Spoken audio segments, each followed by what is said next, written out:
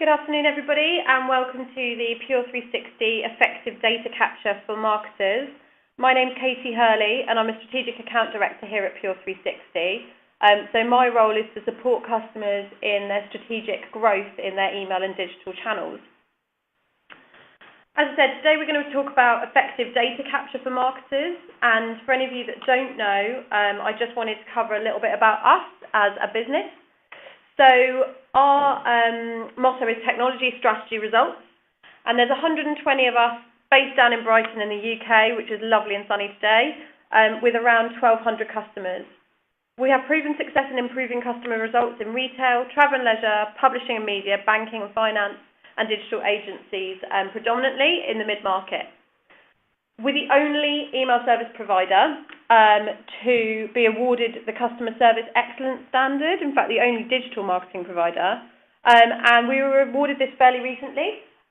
We are really pleased, super pleased to have got this, and this comes off the back of our strategic account management, which is part of the team that I sit within, as well as our support and our best practice framework that helps our clients to transform their digital marketing results. We are easy to buy, easy to implement and easy to use, and we have enterprise functionality in an easy to use user interface. So, what are we going to be talking about today? Well, we released a report recently with the drum based around data, and we're going to be talking about some of the key learnings from that and how those things feed into your data capture, your welcome programs, your progressive data capture, and any kind of key takeaways from the report as we saw them. So, as I said, we launched a report with the drum marketing, and it was a marketing insight report. It was called the Big Data Edition, and it's available for download on our website. And the key kind of points that it brought out for me were, wondering about how much your customers really trust you with their data. It highlighted the importance of treating your customers like they are individuals by building campaigns based on intelligence instead of just numbers. So rather than sending that one-size-fits-all blanket approach email, treating your customers like the individuals that they are. It also reaffirmed that online marketing maturity isn't about the amount of data that you have. So it's not about having more data, more subscribers, but it's about having a better understanding of the richer data that you have or can collect from your subscribers. So when we talk about data capture today, we're not talking about competitions and anything to just drive high volumes of sign-ups. What we're actually talking about is quality of data, how to get quality of data and how to earn that trust from your consumers. And we know, and again, what was reaffirmed by the study was that data that has rich content and high quality, together with the insightful interpretation, will be one of the most significant differentiators in the near future. So it's definitely what we're moving towards as an industry, and it's what consumers are now expecting us to be using as marketers. But it really solidified that this is going to become even more prevalent in the very near future. So the key findings for me, why do marketers collect audience data? Now, some of these reports probably ring true with some of you guys. So 58% of the marketers that we questioned collected data to personalise their marketing communications, probably unsurprisingly. 53% collected data to identify other potential customers or segments. So trying to work out who your consumers are so that you know who you can target to grow those customer lists. 36% wanted to feed that data into their product development, so wanted to make their service and their offering more applicable to their consumers and their target market. 37% wanted to cross-sell, and 6% wanted to offer loyalty incentives. Probably none of this is surprising to you guys in here as marketers, but what this made me think about was, do your consumers know that this is what you're using their data for? And that's kind of a key point we're going to come on to. What we also found was we asked marketers what the most important piece of information was to them. And these were the results. So age being by far and away the most important information to ask, followed by gender, address, details, and kind of phone satisfaction, location. Now, gender, age and location are obviously all based around sort of demographic profiling. So it was really interesting to see that this is really important to marketers, maybe because of that, if we go back a slide, probably because of that 53% who are trying to identify other potential consumers and segments through those demographic groups. And lastly, the third kind of key finding for me, certainly from the report, was the marketers' perception of their consumer trust. So 94% of the marketers that we questioned believe that consumers trust them with their data. Now, I don't know if this rings true for you guys. I don't know whether you guys think that they do trust you or that they don't. But customers' trust in brands overall actually struggles to rise above single figures. So there's a huge disconnect here from what marketers believe consumers, the trust levels that marketers believe consumers have, and potentially the trust levels that consumers do have specifically. And that's what we're going to come on to look at. So, I've put together some recommendations based on some of the findings, and the first recommendation is at the data capture level. So, we all know that data sits at the heart of any good email marketing strategy, and the use of effective data capture strategies to ensure continued growth and high engagement with your subscriber base will allow you to maximise return on investment. So how do we do this? What's the report telling us regarding your data capture methods? Well, asking for the right data is absolutely key. Someone like the Financial Times, whose sign-up form is over on the right-hand, or one of their sign-up forms is over on the right-hand side, is asking for your position within an organisation, your job responsibility, and your industry.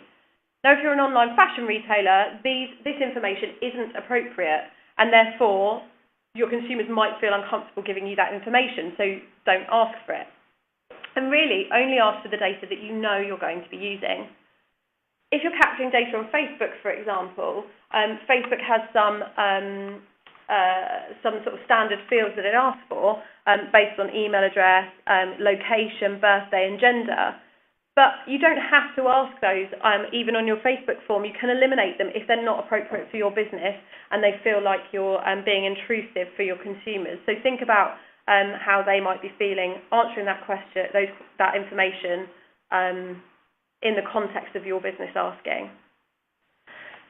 The example in the middle there, the Stay in Touch example, is an example from one of my favourite brands and customers, Indigo Herbs. And they actually use their sign-up form to, they give 3 options on their sign-up form so that you can subscribe to different areas of their business and different types of email campaigns. Now this works really well because rather than asking me lots of questions about myself and my interests, they're actually just allowing me to put myself forward for the campaigns which are most relevant to me. So asking for the right data is absolutely key. And make sure you're offering a really significant value exchange. So for example, if you're asking somebody for their birthday, then tell them why. Tell them that it's because you're going to send them a birthday campaign. Also, make sure you're incentivizing your data capture forms altogether. So again, an example from Indigo Herbs, this light box pops up when you visit the site and you've been on it for a minute or two, offering a 10% discount to use on the day of sign up if you subscribe.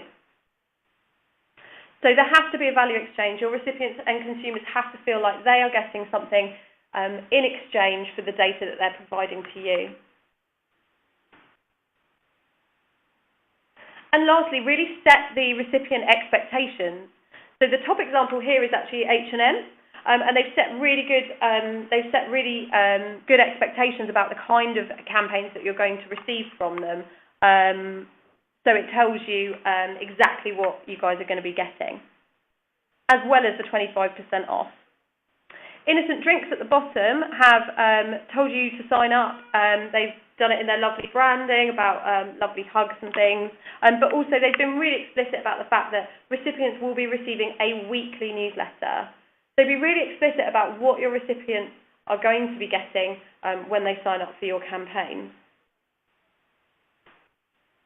So once they've signed up, you need to be sending them a welcome program, and the welcome program really helps you to build that trust, which, as we know, there was a big disconnect between the marketers and the consumers alike. refer or talk to you will be at their absolute highest. So optimise return on investment during this time by acting really quickly with a welcome email. And welcome emails receive an average 50% open rate, so they're also a really key time to drive traffic back through to your site. A really nice example here of ModCloth building trust in their welcome campaign. So they've acknowledged here all new sign-ups with the welcome to the ModCloth community, so making people really feel part of that online community. They thank the recipient for their for subscribing, for their sign-up, and they've also sent customer testimonials and reviews so that they can again build that sense of community within their new subscriber base. And this really helps to build trust in the base and helps to keep those customers engaged for a long time. Your welcome emails, like your sign-up forms, should be really explicit and set those expectations. Again, just to follow the theme of innocent from their sign-up form through to their emails, they have been really explicit here about the kind of emails that you can expect to be receiving and how frequently you can expect to get them. And also how you can personalise your own experience, as well as linking through to social networks, back to the website and to their blog so that people can engage in different ways. And again, build that trust of the online community. This is who we are as a brand. This is what we stand for. So works really, really nicely. Often you can benefit as well from having a series of welcome emails so that you can deliver all these different messages over a longer period of time as kind of a lead nurturing series. And you should make sure your welcome program or your welcome series or your welcome email always delivers the value statement. So what is in it for your subscribers if they say stay subscribed to your mailing list? Soap and Glory have done a really nice example here where they've given a financial, a discount on a particular item. Whereas Brown's fashion value statement is all regarding the content that you're going to be receiving, so curated editorial content and so on. So remember, the value doesn't have to be you giving away margin, it can be content related, but think about what that benefit and what the value is to your recipients to staying subscribed and lead with that when it comes to your welcome campaign.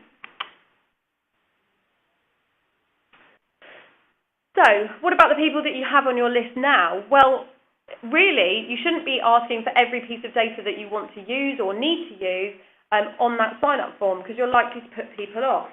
So think about progressive data capture. You can use progressive data capture to gain more insight and improve your campaign results ongoing, so you can be capturing data all the time. The first way to capture data is through a preference center. So a preference center allows you to capture data at all different points of your consumer's journey, and you can collect all kinds of information about your users. So you can collect demographic, interests, what they want to hear from you about, the frequency that they'd like to hear from you, the location that they're based, or places of interest to them. For example, somebody who lives in Brighton but works in London might be interested in your store locations or your restaurant locations in both places. And then you can use your preference center to segment and re-engage with your disengaged recipients. You should be using a preference center at sign-up, so absolutely at the welcome when somebody's the most engaged and as part of the welcome email. You could link through to them from all newsletters. So I've seen a really nice example from exclusive hotels where they send through, on every single newsletter, there's an icon or a big button at the top which says personalise your email experience, and this sends you through to a preference center. So again, leading with that what's in it for me statement, that value statement for your recipients. You should be offering preference center at point of opt-out to minimise unsubscribes by people being allowed to personalise their experience, and also when you're trying to re-engage consumers. So like I say, trying to use your preference center to allow people to personalise their experience to stop them from unsubscribing or disengaging. Another way you can capture data moving forward is your engagement data.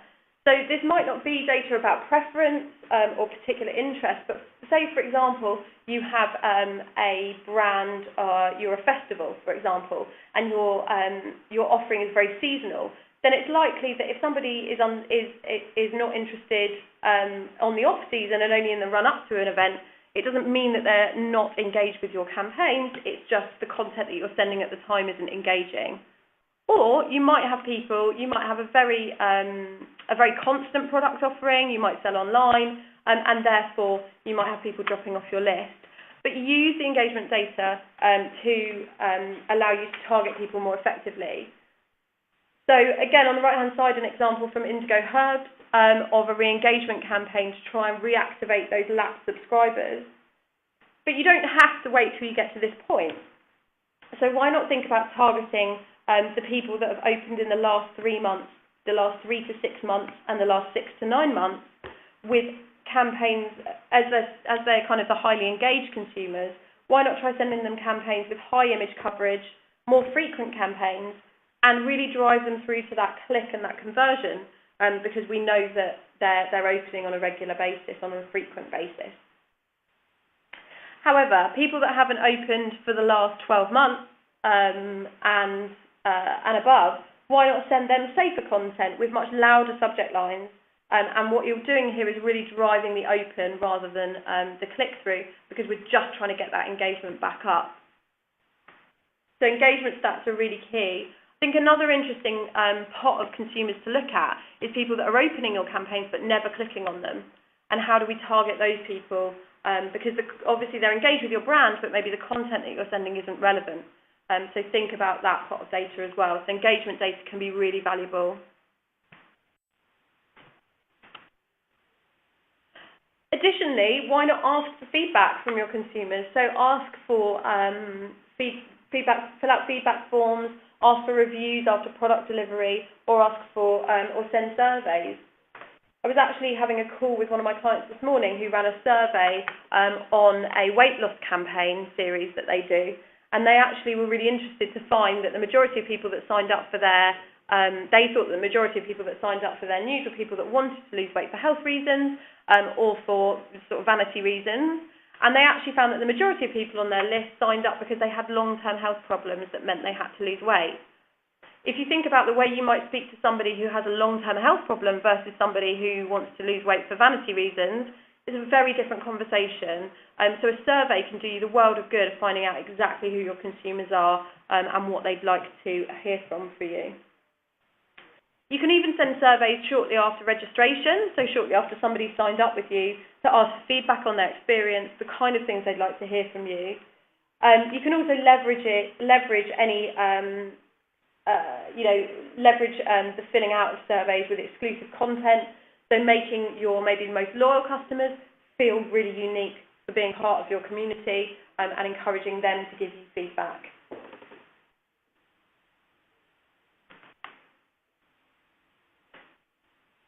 And what about web and purchasing behaviour? So with part of the Pure 360 marketing suite, Pure Targeting, you can actually track and monitor web and purchasing behaviour on site. And this allows you to build really clear and key segments to understand what your consumers are doing and with regards to your data. So this can really enrich your data and allow you to understand, are people opening and clicking your campaigns all the time, but actually never going through to convert on the site?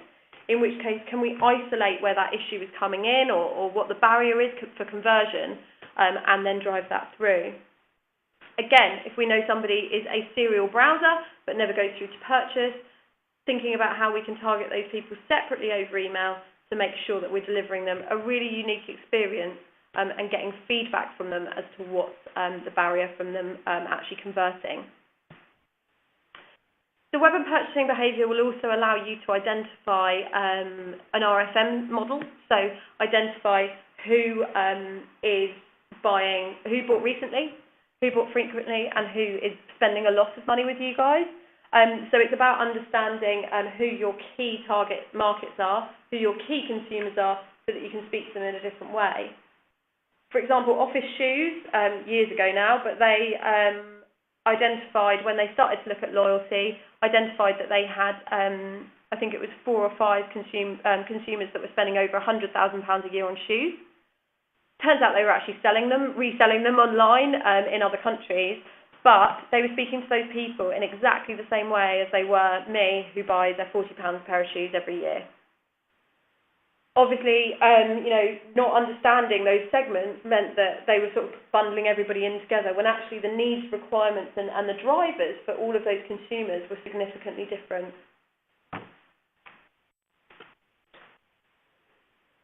And the last place you can capture data progressively is your point of opt-out. So, as I said, offer the preference center at a point of opt-out if people just want to unsubscribe from a certain type of mail. But also, why not ask people why they're unsubscribing at that point? Now, it's too late by the time, if somebody is unsubscribing, it's obviously too late to save that customer. And people unsubscribing is healthy for deliverability rather than them ignoring you or hitting the spam button. But feed this back into your strategy. So make sure this is fed back and your consumers, your consumers that still remain on your list don't get irritated by the same things, especially if you can see a trend. So ask them if you were sending emails too often, if they weren't targeted enough, if they weren't interesting enough, if they didn't like the templates, and so on, and build that back into your strategy. So, key points from the report, which I really suggest everybody downloads and reads.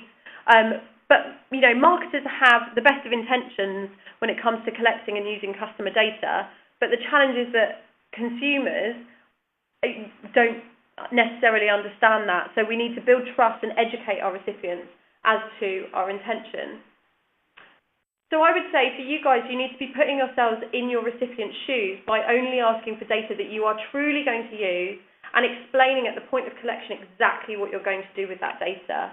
So like I said, if you're going to ask for date of birth so that you can send people for example, Pizza Express sends you get a free bottle of Prosecco if you come in the month of your birthday, then tell them that you're going to be sending them a birthday present or a birthday offer, and that's why you're asking for that information.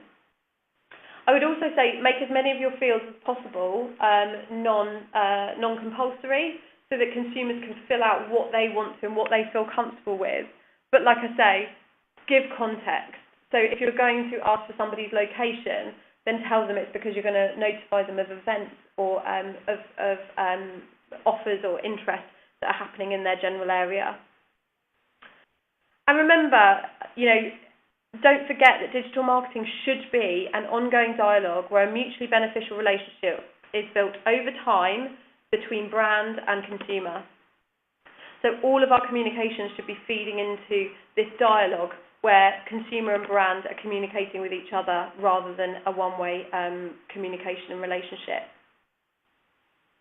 That's all I was going to cover today, guys. Thank you very much for listening. Has anyone got any questions about anything?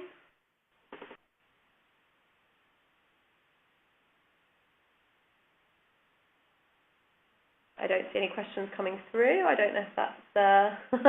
They haven't come through yet. But thank you very much for your time. If you are obviously a Pure 360 customer, then feel free to speak to your account manager, and anybody can download our report from our website. As I say, it's the drum report of the Big Data edition. It's got some really insightful information there about what marketers think about data collection, and then the flip side of the consumer perspective. And if you're worried about anything or you want more information on data capture, then please do get in touch with your account manager or Pure 360 on contact@pure360.com. Thank you very much for listening, and hopefully we'll speak to you soon. Take care. Bye.